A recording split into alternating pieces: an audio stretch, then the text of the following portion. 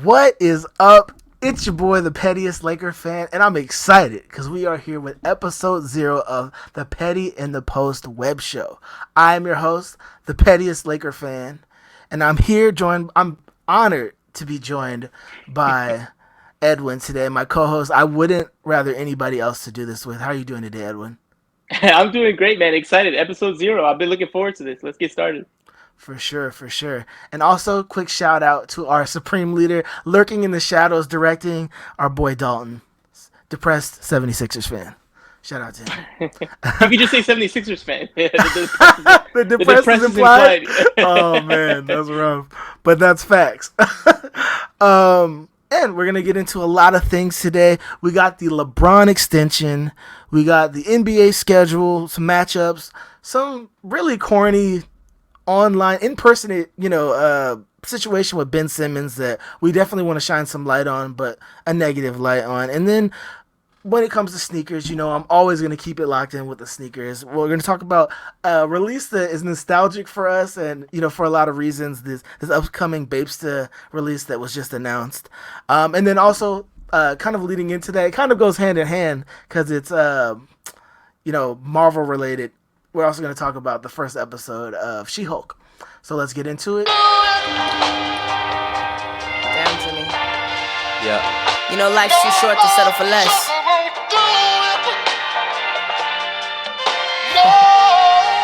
You deserve the best. I like how you like how Before we get into those subjects that we discussed, this is episode 0, so we want to make sure that we introduce ourselves to you guys, those who do not know us through our other, exploits.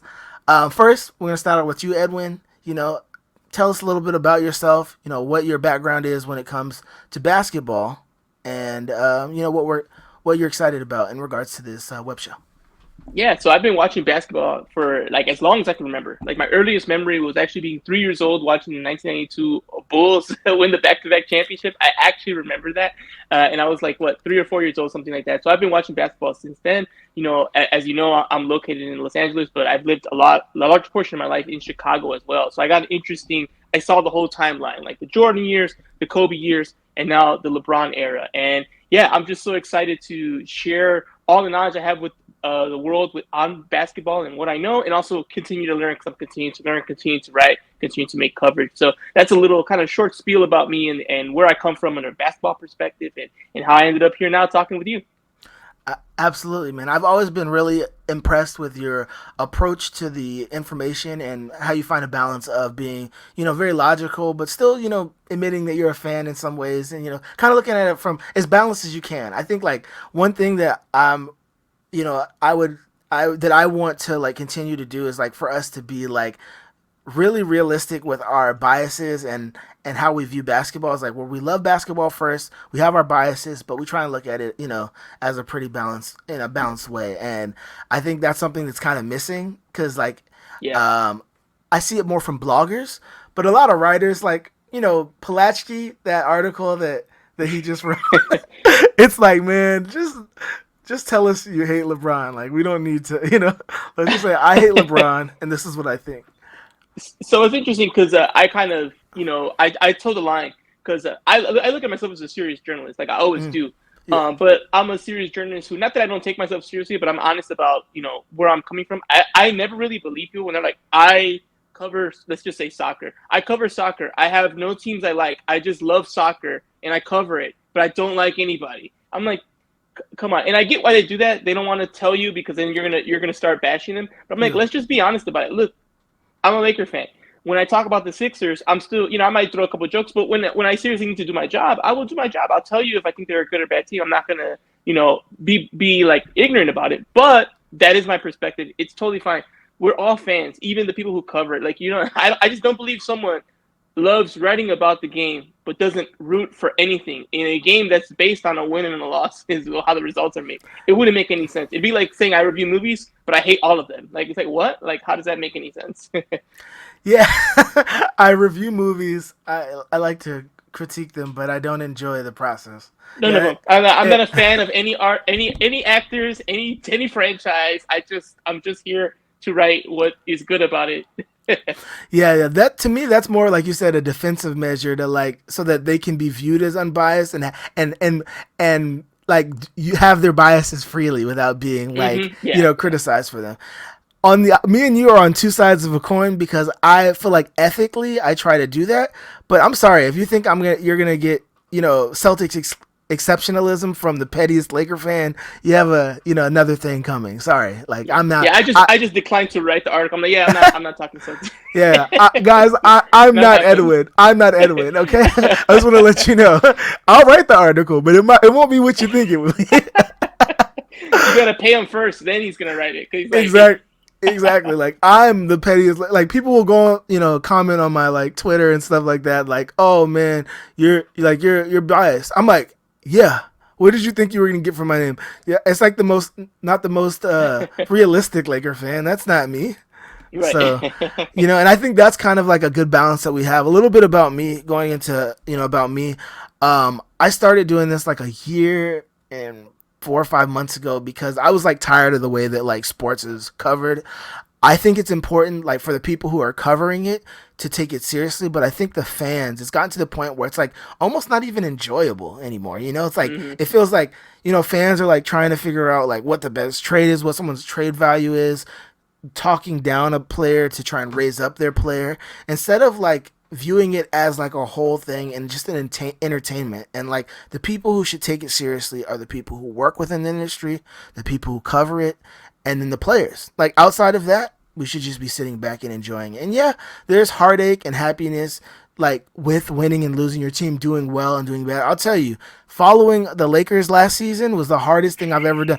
My first year of my first full season as a person who's like a Lakers blogger or whatever you want to call me, whatever space that I sit in, like was their worst season in history. Nobody can tell me anything at all. Like that was the worst season ever. And I was there and I went the entire season without criticizing Russell Westbrook until that exit interview. I went the entire season because everything had already been said by everyone. So I was like, what's the point?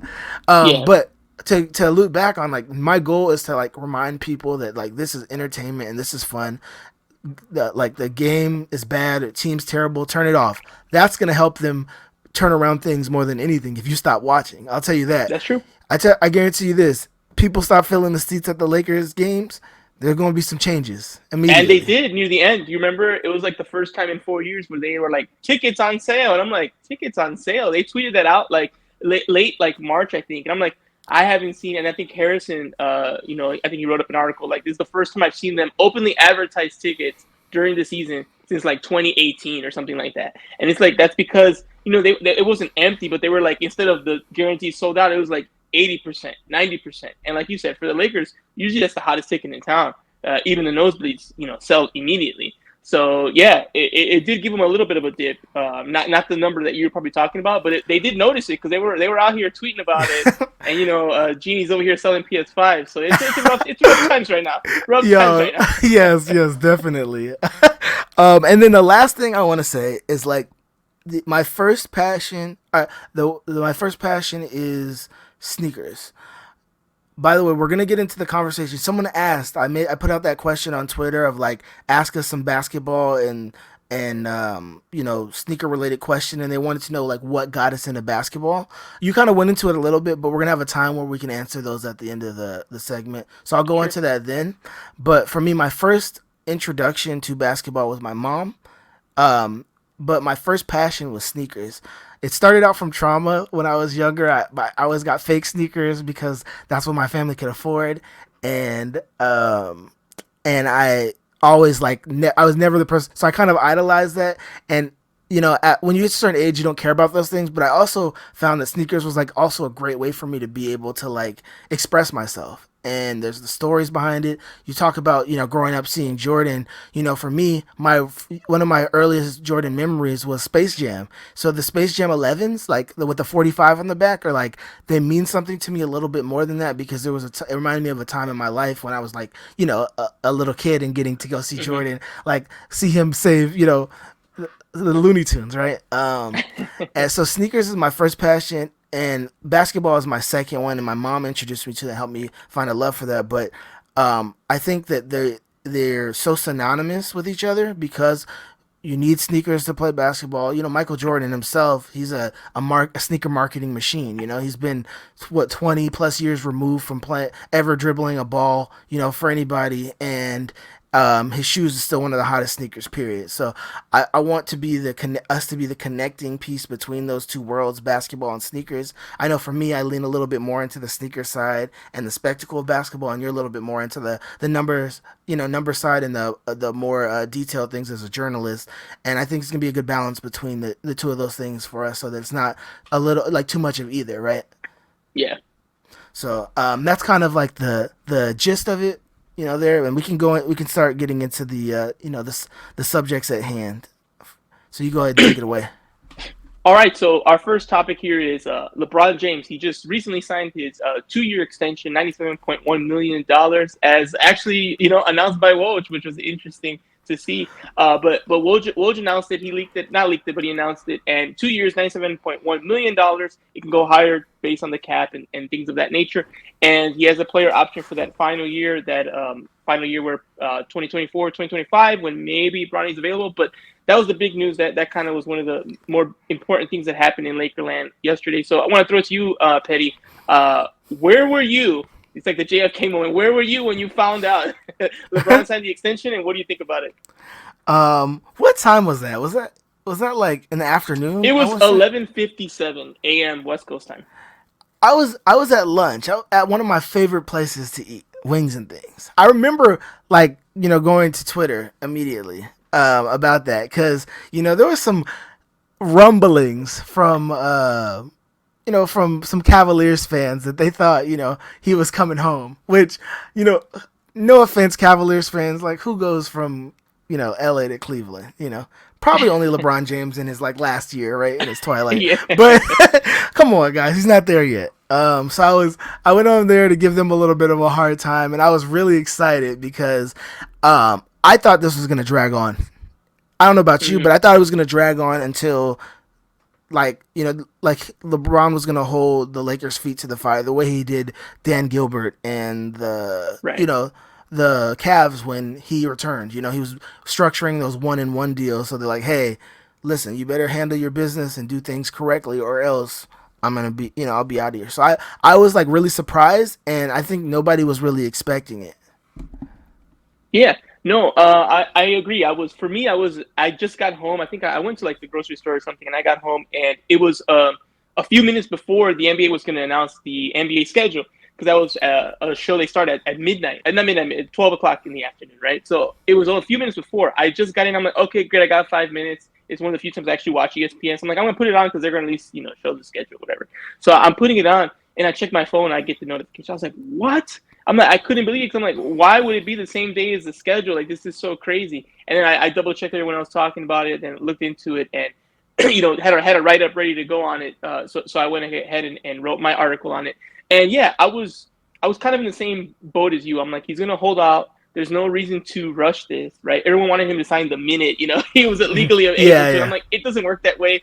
Especially if you're doing things legally. Because like, unless, like, honestly, what is it? It's gonna be like back channels, like, you know, Rob Pelinka speaks to, like, you know, like you know, Rich Paul's trainer, personal trainer. You know what I mean? Like, so if things happen immediately, that's when you start hearing about those investigations, right? Yeah, tampering, exactly. So I was surprised. I wasn't surprised it didn't happen immediately, but I was surprised it happened already. Kind of like you, I figured, you know, everyone knows it's the worst kept secret in the world, that, you know, the Lakers are maybe trying to move from Russell Westbrook and either do something with Indy, do something with Utah, do something with Brooklyn. They're trying to move on? Yeah, exactly. Breaking news. You're trying to move on. So we all know this, and we figured, well, maybe he's going to really push it and say, well, I'm not signing my extension, so you do get the job done. I'll make sure you get the job done, because if you don't get the job done, then, you know, let's see what happens. But he didn't do that. And I think that says a lot about his vote of confidence with the organization and his trust, because he had all the leverage. He could say, okay, well, I got 1 year, and we'll see what happens.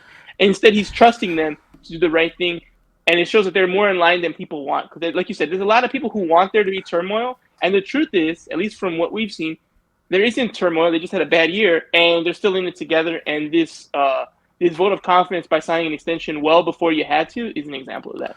Absolutely. And I think one thing that needs to be like aligned in to add perspective to that conversation is like all these decisions that were made last year, the quote unquote terrible decisions by the front office, you don't think those were signed off by signed Right. off by the, LeBron and AD. I mean, there's conversations about them getting together with Russ and saying sacrifices need to be made, right?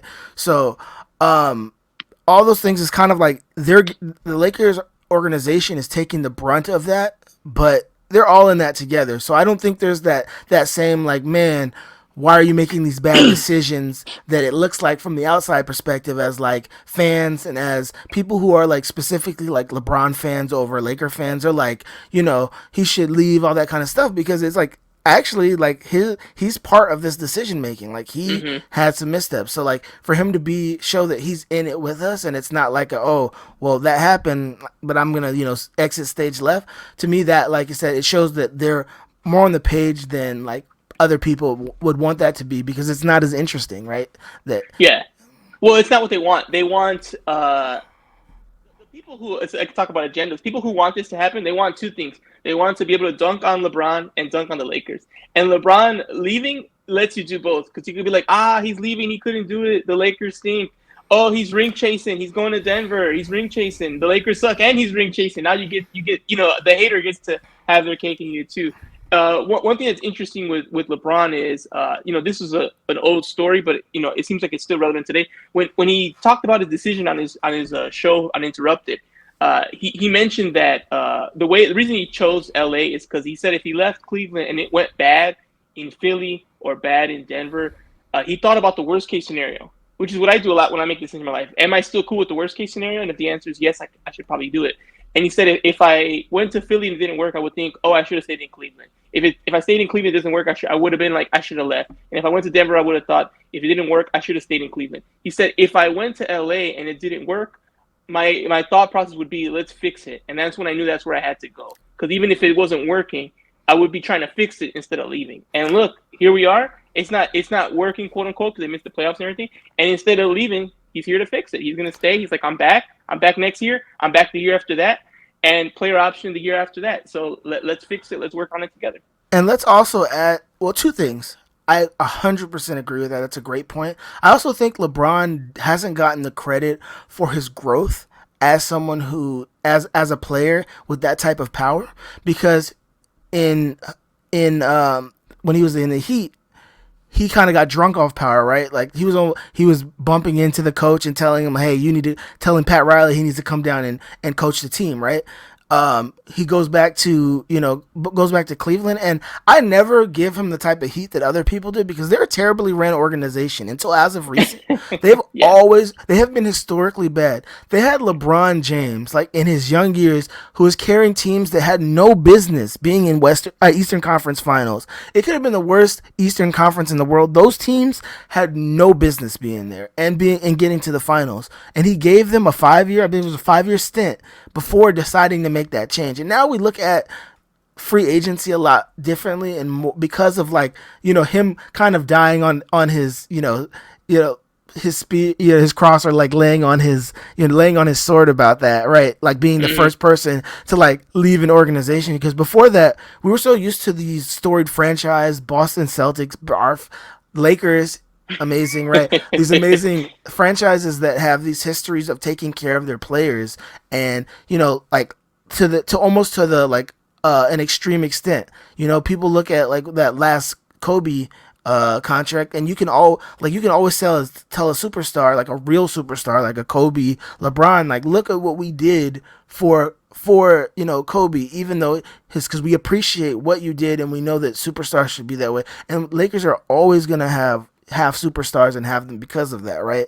And when he came to the Lakers, I saw growth there, because it was beyond even the way that he dealt, the passive aggressive things that he would say in the media, like when he was trying to, the reason he didn't get MVP that year, right, is because he like had half the team traded. But like that was probably maybe LeBron's best season ever, that 2017 season when he That's probably, to me, his like greatest season ever. I've never seen a person play at that level through a regular season and playoffs. I'm not saying he's a GOAT. I want to have that conversation, but like Me either. that level, I've just never seen anything like that. But and they, Yeah, you was know, like 2017 the final, the J.R. Smith final?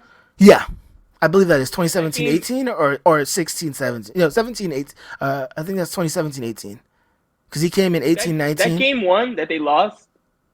I watched that game. He played better. I've never seen anyone play that good. That game was ridiculous. He was doing everything. He was selling the popcorn. He was doing everything. He was incredible that game. And yeah, that was the best I've ever seen. One of the best performances I've ever seen of anyone anywhere in any era. That was definitely peak LeBron right there. Facts. But I just wanted to give him a shout out because I think there has been growth. If you look at the way he's dealt with franchises, he was very passive aggressive to like get things over and put pressure on things. And like in LA, that would be like toxic. Like in LA, that would be he would be in the headline every single day. Like anytime, if he wanted to, he could just say something every game that's gonna make that puts raises some doubts or some questions, and it will be a circus. So I want to give him credit for the way that he's handled that being in LA and just growth as like a man and as like a leader and as a person like that. Like I think he's shown like a lot of growth in that area.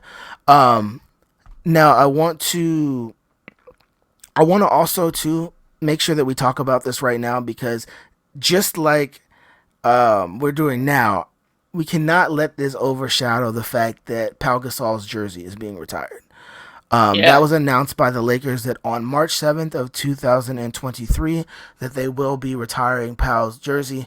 What he's done and like what he did during that stint with Kobe is special. It's like you can't even like to me, and maybe this is not fair to him, but like with Kobe being gone, passing away, I feel like we get a little bit of that still because of that like history of Kobe and in his like best version of him. Like you always have like Pau to tell those stories, and it's like his story is so intertwined with him that I feel like we get a piece of that.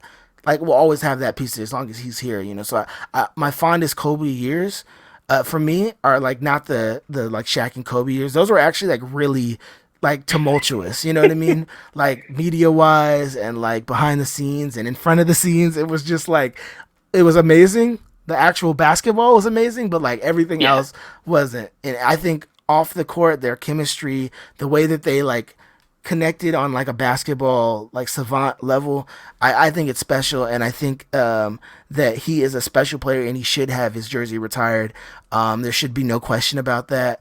Without if there's at least two championships that the Lakers do not have without Pau Gasol, and Kobe's on record saying that himself, that famous one. I think it was the night he got his jersey, his was yeah. retired, that he said that. So I just want to make sure I give him his flowers, and I'll let you say what you have to say about him as well.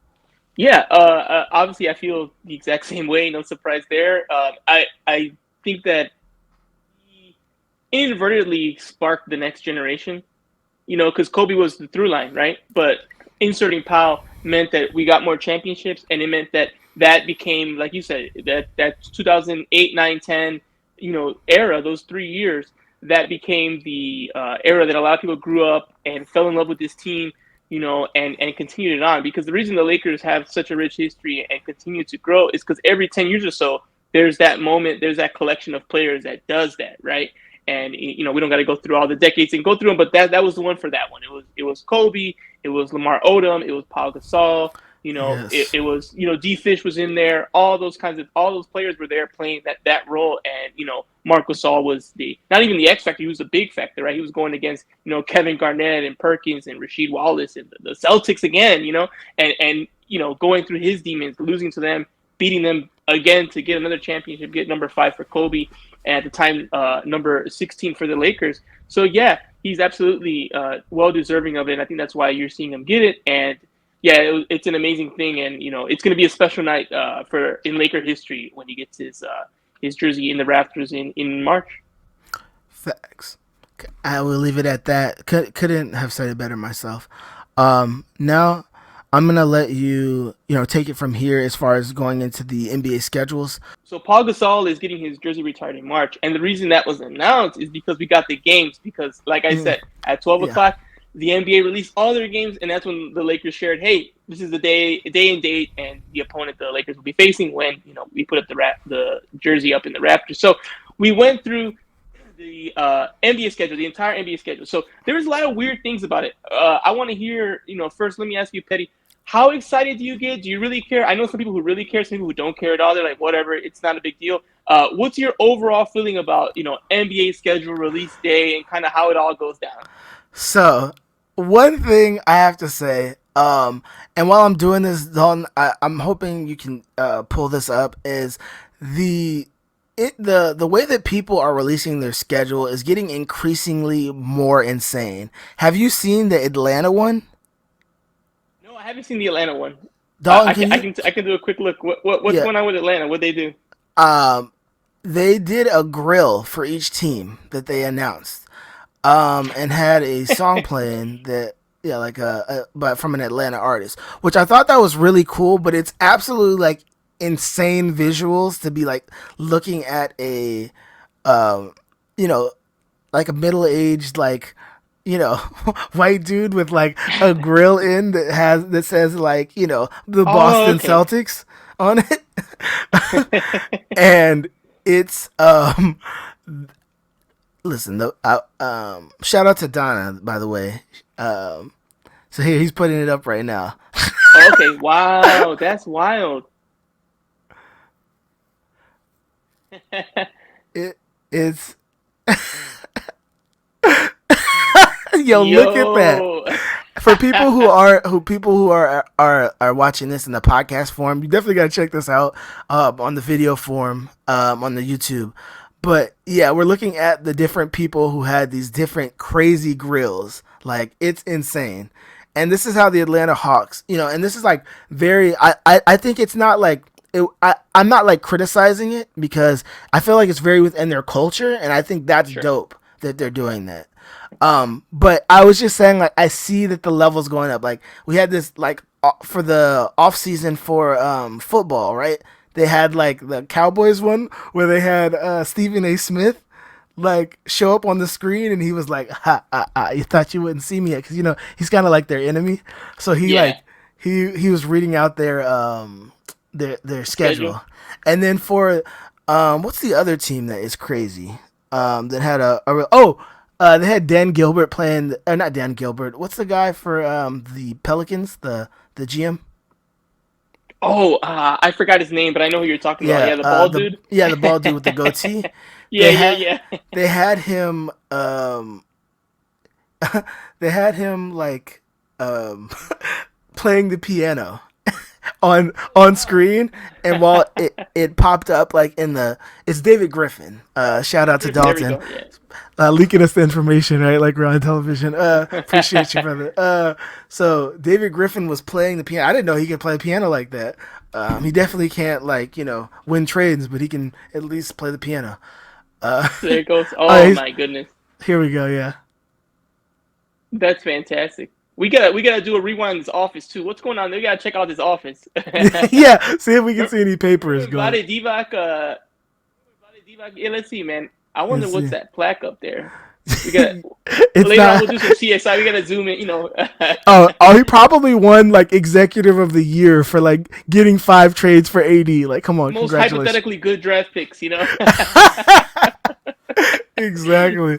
Like, he's got the Got basketball a over basketball there. there, right? We know he's not What's in using that that. drink over there? He's got some Hennessy in that cup. Yeah, that don't look like That's a water. little dark. You know what I mean? Actually, That looks a little dark. You got some that's the Trulies there too, right? On that the edge there. yo.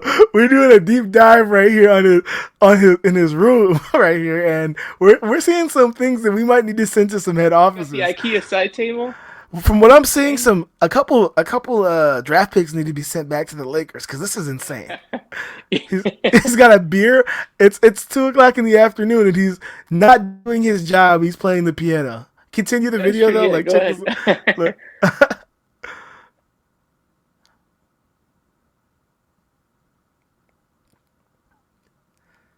So as you can see, he is Playing the big. Of course, the Lakers are the of course, first the one to come Lakers up. right away. Yeah, but First thing. But I will say, like, all jokes aside, this is like super creative. It's unfortunate that the Lakers aren't able to do things like this because they're really focused on, protecting the brand. And I don't, look at them, look down on them because of that. Because people like you and me, we have opportunities to kind of fill those spaces, right, with like creative content. But this is hilarious too. Like, he says you get used to it. Zion comes out when they turn on the lights, and he's like, "You get used to the crazy stuff going on around here."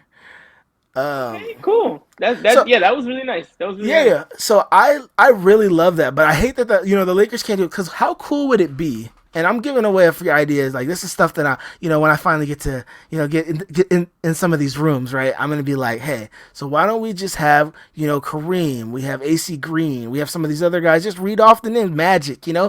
If you had Magic do the thing, listen, that would be like Magic. He has a lot of things that he's, a lot of crazy things, but he can light up a room, man. Put him on in front of the camera and times like, and Lakers, we have the dreaded Celtics, man. It would be amazing, And you could have like old videos in the background of him while he's talking of like him playing those teams. Like, I'm telling you, like, it's super simple. But anyways, I digress. That would be like really cool if they could do something too, but they're kind of like, they have more to protect. Like, what do the Pelicans have to lose? Like, their history of winning is going to be tarnished. Is it going to be like, is their history of winning going to be tarnished because they made like a funny video, or like their brand going to be damaged? Like, no, it's only going to make you laugh at them. Yeah, and you know what? That was, they got on the show, right? Like, that was the point, right? Yeah. It gets people talking.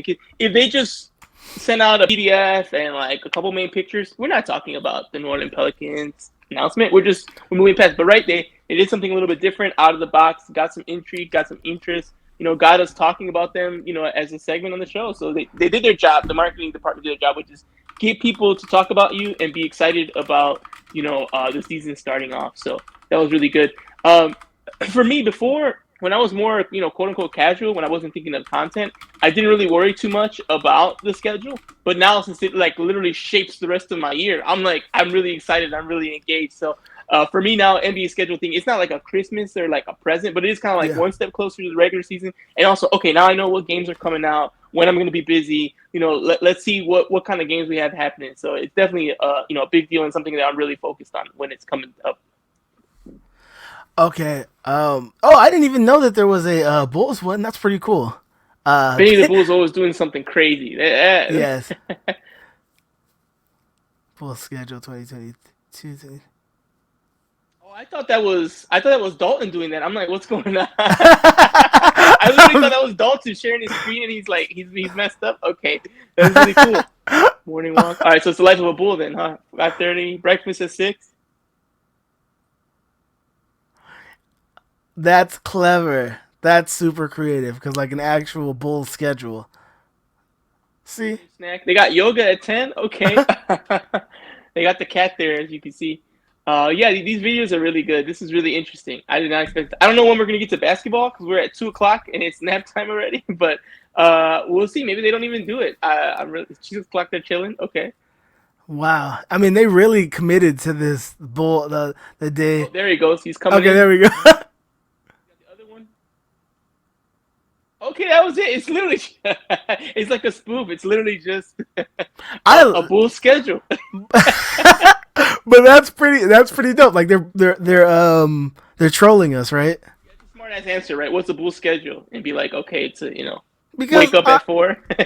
Exactly. Hey, also, but since we always have to make sure we show love for our Lakers more than just the LeBron schedule. Let's talk about the first 10 games for the Lakers, man, because that's oh my goodness. Dude, this is like trial by fire. Yeah, it really is.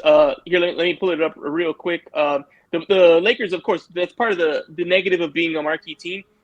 You're going to be exposed a lot because teams want to play you, teams want to watch you, and they're going to put you in like tough. No one's going to want to watch. Even the Lakers, right? Lakers Pistons, that's not going to happen the first like 10 games, right? Because that's boring. Even though it's the Lakers, so you're going to put Lakers against the defending champs, Lakers against a really good West Coast team. So here, going really quick through it, they start their first 2 games are national TV. They're on TNT both nights, which is insane.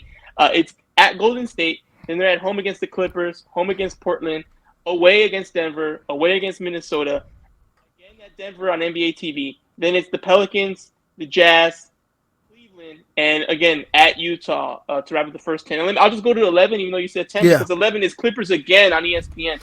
So that's pretty wild for your first 11 games. Playing the Clippers a couple times, who they're probably going to be good. Golden State's going to be good.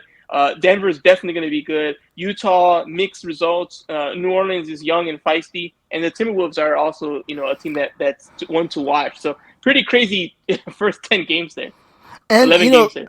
Yeah, like no, definitely. And it's like too, like if it was just like every team played every team, and the like 2/3 of the playoffs would be all Western Conference teams. Because man, like the Timberwolves aren't like some great team, but I feel like they would be a solid like 6 to 5 seed right in the East, Right? maybe like and. Like, I don't know if they make the playoffs. This like if something goes wrong, like you know what I mean. Like, and I think they're on the rise team. They have some talent there. I was looking, even our preseason is like outside of the Kings. I mean, even they're not like someone to scoff at. Like they're one of those young teams that can just like maybe win on a off night, right? But it's just like it's crazy. And then like I shout out to Mike Trudell because I got to read his article about it. All of December, the Lakers are on the road, and they don't have. That's wild. Yeah, and they don't have a home game. There's like 6 games on the road, and they don't have a home game for Christmas. When was the last time that the Lakers weren't home for Christmas? I can't even remember. It's been years. Maybe the Bulls. I think that might have been the last, like 2011, something like that. Yeah, because that might be the last time, I think, against the Bulls. That was the first time where the Bulls were better than the Lakers at that moment, and that's where they got the home game, if I'm remembering correctly. So, but that's like 10, 11 years ago. So that's quite a long time. Yeah, that might have been the last time that it might have been also too. They might have, I think, like 2016 or 18 when the Lakers were like really bad, and the Kobe was injured. One of those years they might have not had a home game on there either. But it's like before that is probably the Bulls, right?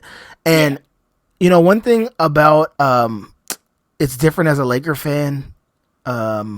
Like when the schedule comes out, it's because you really get to see like the business side of basketball. Because like last year they really tried to give us a layup. Like they're like, we need this team to be good, like the first half of the schedule, and we still struggled. Like I think we went like 2-8 or something, 3. Yeah, it was rough. And we still struggled. But this year they're like, man, you guys are gonna be terrible anyway. Feet to the fire, man. This might be one of their worst schedules ever that I remember. Like, not as far, like, if they were good, I wouldn't care. Like, or if I knew that they were going to be good, I feel like I would care less. And I think this is going to definitely tell us what type of team this Lakers team is. But, 2018, 2019, Lakers at Golden State. That was the last time. Oh, okay, yeah, it's now it'd be like 4 or 5 years ago. 19. Yeah, in basketball years, yeah. So that's pretty interesting. So yeah, they'll be on the road against the Mavs. So we'll see how that turns out. I'm still excited about. Let me ask you this before we move on. What's your prediction for the first 10 games? I don't do predictions until we get to preseason. Because so much stuff. Who's the point guard? That's my question. Off the top of my head, really quick. Okay, I'm gonna count the wins. I'll go do the first 10. I got 1 win. I got 2 wins, 3 wins. Honestly, I got like right now off the top of my head 4 and 6. Yeah, and that's being generous. Like there's a couple of those where it's like when you're trying to figure things out. I'm like, all right, we're just gonna say they won one of those. So yeah, 4 and 6 right now. It's gonna be really tough. Like I said, it's gonna be really tough. I think it's gonna matter more, 1, what the roster looks like, and 2, how you can play well and lose. It's still a loss, but you can play well and lose. So I'm going to be more concerned about how they're looking. So many questions. It's going to be a very exciting season. Darvin Ham, what's his rotations look like? Who does he think is the player who should be starting and who's underperforming, overperforming. So all those things are going to factor in. That's why this season is going to be so interesting with a whole new coaching regime. I feel like we're not even talking about that because it's so much about Kyrie and all this. It's like we got a whole new coach with like a whole new coaching staff. Like it's going to be different this year for sure. You're right. There's so much that we don't know. Like, I think a lot of different teams, like, they're kind of settled in, and you kind of have an idea of what the team is. Like, Golden State, you know what that team's going to be right now. Like, the Timberwolves,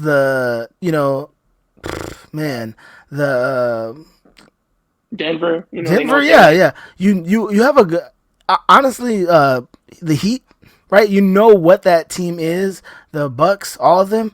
You don't really know what the Lakers are going to be. You don't know what what Brooklyn Nets are going to be, and depending on who you trade those players to from Brooklyn, you don't know what they're going to be, better or worse. So it's like Lakers are kind of a peculiar spot for being this late into the offseason in comparison to, like, I can't remember when, right?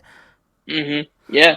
I think the closest to this was was probably Kawhi, right? When Kawhi was coming. But even then, you knew the team was going to be good just because you had, like, a healthy Anthony Davis and LeBron, presumably, right? Right, exactly. Now we don't know if we're going to get that, and there's so much questions about every part of our roster. And then, like, we kind of have already been sold the dream on the coach. I like him. He's the type of coach that you're like, man, I hope he's good. Like, sometimes you're like, well, we'll wait and see. Like, we don't know if he's going to be a good coach, right? He could go out and be a terrible coach, and I don't think that'll be the case, and I think that'll be hard for that to be the case, but like, there's so many unknowns, right? Yeah, like I said, I mentioned it in my article there on the NBA regular season on the Lakers. I'm like, I don't know what's going to happen. I don't know who's going to play, but I'll tell you one thing, it's not going to be boring. Either way, it'll be entertaining. I just hope it's entertaining in a good way and not at our expense. Okay, we have a couple things that we need to get through today too. But let's take a moment. Can I get the screen right now for a petty rant? Dalton, listen. If you see a famous person, basketball player or anybody, and you walk up to them and you say something stupid, like mistaking them as a different person, like just so that you can be able to get views online, I want you to really, like, take a moment and take a, like, deep look at yourself and be introspective and ask yourself, why do I want to be a loser? Thank you. All right. My name's Edwin Garcia, and I approve that message. And I want to take a moment. I don't know if you could have the video going to it in a moment, Dalton, while we're talking about this, but to talk about this, Ben Simmons this week was in a candy shop, which that could have just been a funny video by itself. Like, just seeing a famous person in a candy shop. It's like, I saw one of the comments is like, what's Ben Simmons in the candy shop doing? And he's like, some person responds like, well, he's trying to renew his car insurance. Like, what do you think he's doing in a candy shop, right? And like, that could have just been a funny video by itself. Like, what is Ben Simmons doing in a candy shop, right? But I would immediately ask them, hey, what candy? Like, what are we buying tonight? Right, like, right. If you have an opportunity to meet a famous person, for me, I never put my phone out. I would rather have a conversation. Here it is right now. The guy daps him up, and he's like, "Oh, you're Russell Westbrook. Oh man, you can't shoot. And it's just like, are we at the point in society where, like, people think this is funny? Like, if you look at the comments right here, right? Isn't these like laughing emojis? Can't see it from here. I think so. Yeah. I mean, it's corny, man. It's terrible, man. He could be the worst player in the NBA, and this would still be a terrible, corny thing to do. It's not funny to me. I think, like, maybe I'm getting old, right? But I just feel like this is like harassment. This is what. No, you're not. I mean, you are getting old, but this is not proof of it. This is harassment. This is corny. This is so whack. You wouldn't do this with a regular person. You wouldn't do this if you didn't have the camera on. And it's so weird to be like, to go out to also the fake dap, like you're dapping like, oh, what's up, and then you're gonna be a jerk about it. He could have been. There's plenty of stars that have most of security, and the minute you try to dap him up, you're gonna get thrown out the store. He was cool enough to be like, hey, what's up, man? After all the stuff, knowing that this kind of thing can happen. And you're going to be over here just trolling and being a clown. Like, it's always a clown thing. I don't really mind when at the game you want to boo. That's fine. I still have my limits for that too. But if you want to go boo, just be a fan. Totally fine. So imagine if your job they heckle you afterward. You just be like eating at a restaurant. Like, hey man, you didn't respond to this email. Like, it would be weird. You'd be like, what the hell? Like, we're not even there right now. So look, he's just trying to get some candy at an overpriced place like the rest of us. And just let him buy his candy and be cool. And if you want to say hello, I don't even like to talk to people. You know, as you know, in Los Angeles, I see a good amount of stars and all that kind of stuff, like everyone else does in California. I don't even like to say what up too much either, because I think even that's bothering. I'm like, you know, it's cool. Like, maybe we take a picture, maybe not, because I already know they're getting this 10,000 times. I definitely don't want to bother them and be like a jerk about it. On top of that, it's just super corny and whack. So don't do it. There's no reason that you should do that. I think like really, I really think like you have to be like desperate for clout to like do something like I come to find out, I've heard that it's the same guy who did that Rondo video. Oh my god, yeah, called him who would he call him, like Chris Paul or something? Yeah. And it's like I kind of saw the humor in it the first time that it was done, but you see how like to me it's like a perfect example where you see somebody like clinging to like try to like make this video like be popular, right, or be at the point of the conversation, and it's like you end up sullying, dirtying yourself, like, you know what I mean? And I don't know, I just think it's really corny. Dalton, do you have any thoughts that you want to share on this? Because I feel like as a person who's like a Sixers fan, I know you have like feelings about him, but I remember you saying specifically in the group chat that you like weren't like you hated this. So I don't know if you want to say anything. I'm not a fan of it. As a Sixers fan, as a guy who just generally doesn't like Ben Simmons after that whole it's not funny. It's not cool. There's nothing. Leave the guy alone. There were a bunch of stories about the things that he went through this offseason. Can't imagine it was easy for him to. Yeah, I can't imagine it was easy for him. So leave the guy alone. Let him get back into playing shape. I wish the best for him, and that's it. Just it wasn't funny. It was a dick move. That's all it was. Yeah, for sure. And to put it in perspective, like that's coming from a 76ers fan who literally has like every reason to like maybe want him harassed a little bit. Like if you were just an unreasonable person, right? Like he's a sore spot because of the way he's done his attitude and the way that things went as a 76er. It's like understandable. So that's just, to me, that gives a little bit of insight in what we were, how it should be viewed, right? Now we're gonna go into our sneaker section. It'll be a little bit shorter because we got a lot to go over today in basketball. Going forward, I'm going to try to weekly get into weekly get into what shoes are going to be dropping and what's hot. But this week we're gonna keep it really short. There's only a couple things that we were gonna go over. One, I didn't put this on the list, but I have to say today the Soleil Bimbury Pollux Crocs came out. They were released on his website, Be a Sponge. I really love this colorway. I own a pair of these, and but what happened was it was so popular that the website crashed. You got what shoes you got right there? Yeah, I got some Crocs right here. I'm part of the Croc community. I don't know if Dalton can put me on the jumbotron. Yeah.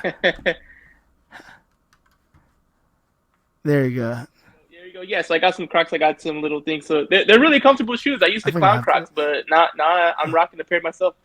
Same here. That's one thing that changed during the pandemic is people's fashion choices became more about comfort than it was about necessarily style all the way. Now they have it where they're making comfortable stuff stylish, which to me, I love these. I think these are like a unique take on the Croc.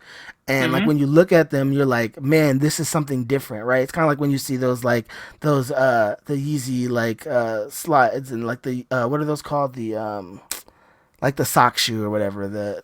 Yeah. So I can't believe I'm blanking on it right now. But yeah, so they're going to be re-released tomorrow. They're going to try and release them tomorrow because the website crashed. So that's one thing that happened. But what I really want to talk about today is this nostalgic collaboration that just got announced. The BAPE Marvel collaboration. And look at this, dude. This is like bringing me back to the early early 2000s, a lot of you young people will do Now not yo. know. Yeah. A lot of you youngins don't know how big vapes were. Like if you weren't out there cranking that Soldier Boy and the see-through fake vapes, then you can't even talk to me about if you like these shoes or not, right? What do you think about this collaboration? This is brilliant. It's a great idea. Again, especially with Bapes, they're well known and they're established. But it's good to kind of go back to what kind of your roots were, and bringing that back and reigniting that. I think that's what this is doing. Bringing back that style. Kind of back in the day, I knew this shoe as at first it was the clown shoe that was the fake Air Force, right? But then they had so many cool colorways, they started earning people's respect, and they became the brand they are now. So this is kind of not a throwback to that. They're always producing this kind of shoe, but it's them bringing that, and that's the one they're highlighting, the one that really made them big. And then doing that with Marvel is fantastic, as Marvel's as hot as it's ever been, and these are just some really cool colorways, and it's a cool way to kind of be a fan of Marvel while rocking some kind of cool kicks that are a little more interesting than the average shoe. Facts. I'm gonna go out and put it out there in the air right now. I need those Hulk ones, and I need that Rocket Raccoon one. Like those two right there are crazy, bro. That's like major heat. Yeah, that for me, my favorite one I think is the Thor one, and yeah, the Rocket Raccoon. I agree with. I'm not a big fan of the Iron Man one. I feel like it's a little too loud. Yeah, the yellow is a little. I need it to be more red and less yellow. Yeah. And the black also doesn't really. It doesn't hit for me either. Yeah, it doesn't. I also have to give a special shout out to that Black Widow one because that's clean. It just does. It's just like those other ones speak to me more. And even Captain America would work good for summertime barbecue, 4th of July kind of time. That shoe could work for that one too. Yeah. I'm really feeling this collaboration a lot. I think I'm gonna be definitely keeping you guys updated as to when these drop and when we get an actual release date, and if I'm able to cop a pair. So when it comes to copping a pair, are you using the plugs? Are you on the websites? Are you standing by a high beat store at 3 a.m? Like what's your process when it comes to some of these hard to get shoes? So. Are you goading it? Are you just like, what? I'm gonna just pay gold and get what I need to get?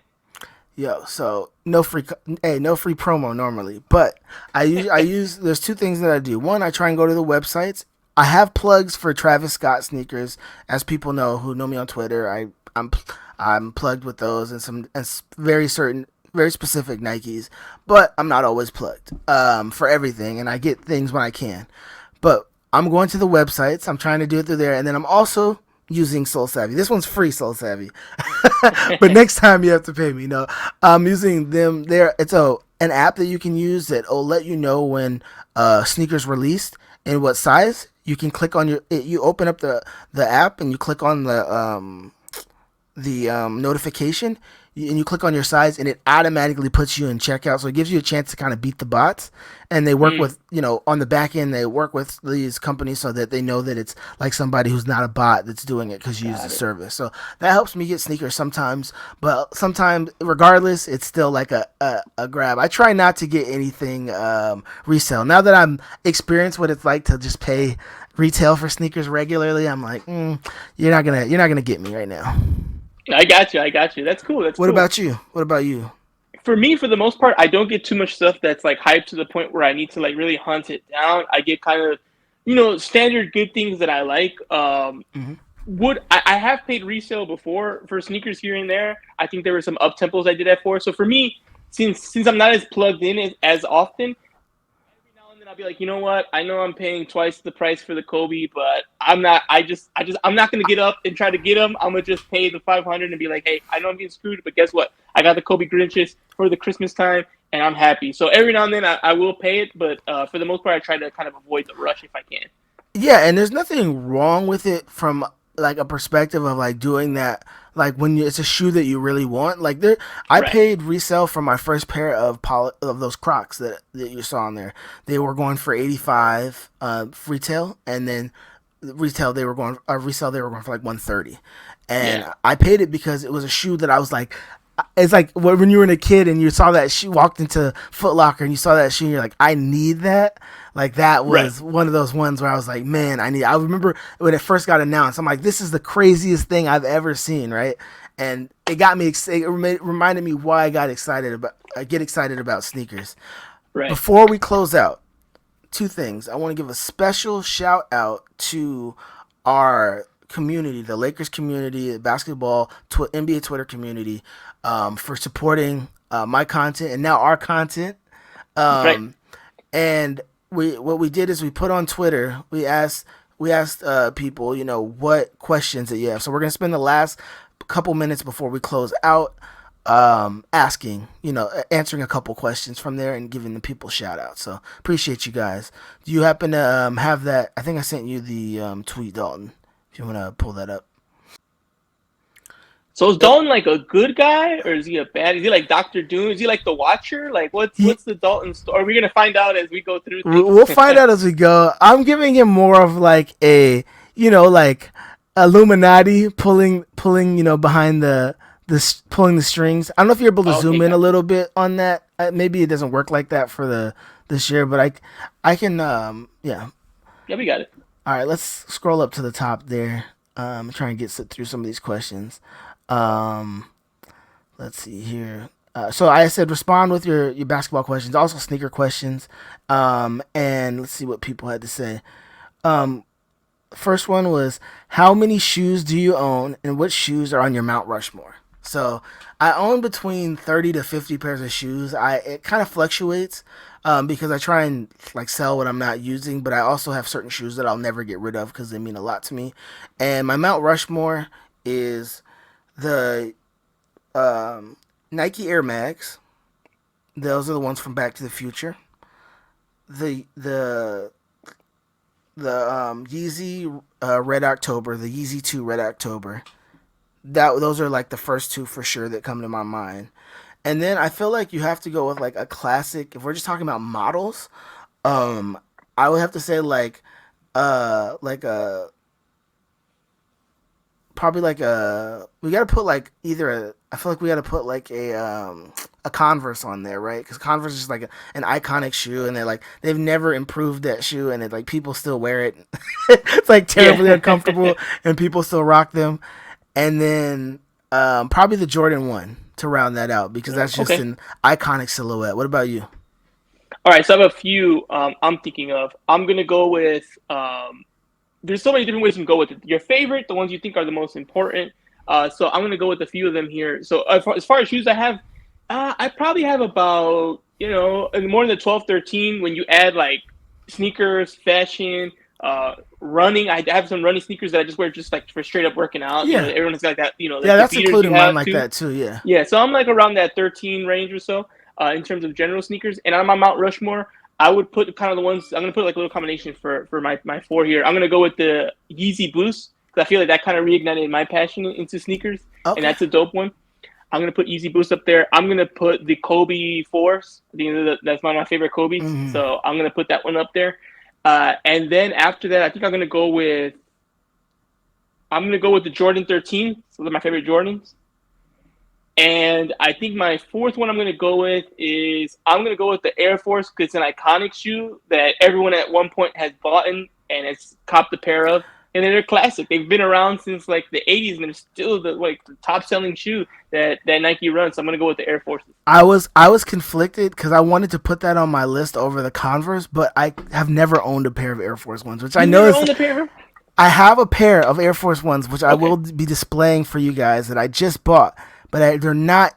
They're being shipped to me. They should be in the next couple weeks, and they're actually like a crazy pair of Air Force Ones. I can't wait to show you guys. But I couldn't put it on there because I just haven't worn them yet. I've worn a pair of Air Force Ones, but not my own, like just because someone needed some shoes. So I needed to. I didn't feel right doing that. I felt like a fraud, even though I know that it's an iconic sneaker. Yeah. And then let's thank you, Omar, so much for doing that. I think we should maybe end this one right here, cool. And you can take us away right now. All right, awesome. So thank you so much for everyone listening to episode 0 here of our show. Once again, it's the Petty in the Post web show. My name is Edwin Garcia, aka eCreates88. We got the Pettiest LA. You can find this on YouTube. You can find this on all streaming platforms: Spotify, Apple Music, Apple Podcasts, anywhere. And if we don't have it where you want to listen to it, let us know. So that way we can work on the back end, making sure that we're getting that available anywhere you want to listen, anywhere you want to watch the show that we have. Yes, and we will read all 5-star reviews. For right now, I'm putting that out there right now, because if we get big, I don't know if I have time to. Have time to do that. We might be spending all day doing that, but we will read all 5-star reviews. If you have a question that you want us to get through, we will do that for you. So, thank you guys so much. And like I said, this is just the beginning. I have some awesome guests on the way, and we have some amazing discourse for you guys. So take care. Bye. Yeah.